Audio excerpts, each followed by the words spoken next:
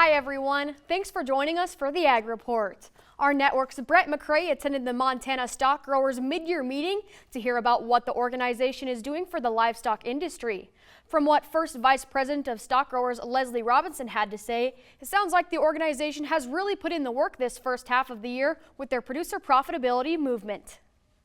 Our producer profitability initiative started in December with a policy that came from our membership, and our first meeting was held the end of March, and since then we have had 13 meetings.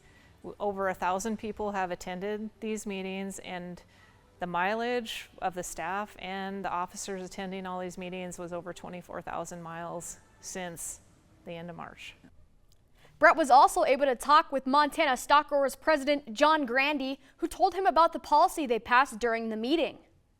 We did pass some policy on livestock risk protection yesterday, which is a good step to have that policy on the books. But things like on that one and on the beginning farmers and ranchers, we've discussed about putting together some short-term task forces to really dive into those issues. We need to be working with the existing producers on doing a better job of estate planning, succession planning, and some of these things. That's a long-term effort. We're going to be looking at some of those things over time. How do we do more education and outreach on those? So the action plan was put together, but it's evolving and will continue to. We'll be back with the markets right after this. I represent a lot of what ranchers' wives are, where they marry into the family. Coming into established ranch, the expectations of that is just absolutely overwhelming.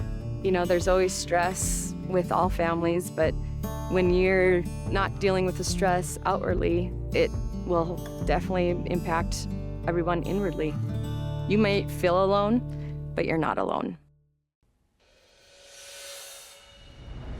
Welcome back to the Ag Report. The Emergency Livestock Assistance Program, aka the ELAP, covers losses that are not covered under the Livestock Forage Disaster Program and the Livestock Indemnity Program. ELAP enhances policy to cover the extra costs of hauling and feed or hauling livestock to forage due to drought. There is an online tool that describes the categories of livestock losses that are covered, and more specifically, grazing losses, feed losses, transportation losses, and extra costs associated with gathering livestock to treat cattle for tick fever. The online ELAP tool estimates how much you lost through the extra truckloads of hauling livestock, feed, or water. Search ELAP tool to read more about it and estimate your losses. The cattle market felt continued pressure heading into the weekend as the news of China banning beef from the JBS plant in Colorado spreads. Cash cattle trade $2 to $3 lower on both sides. Dressed cattle at about $301, live at $190. In Dickinson, cow-calf pairs sold from $2,250 to $3,800, bred cows at $2,300 to $2,800, and bred heifers $2,375 to $2,550. 70-pound lambs in St. Onge brought $250 to $260 and 90 pounds at $243. Slaughter used range from 77 to 90.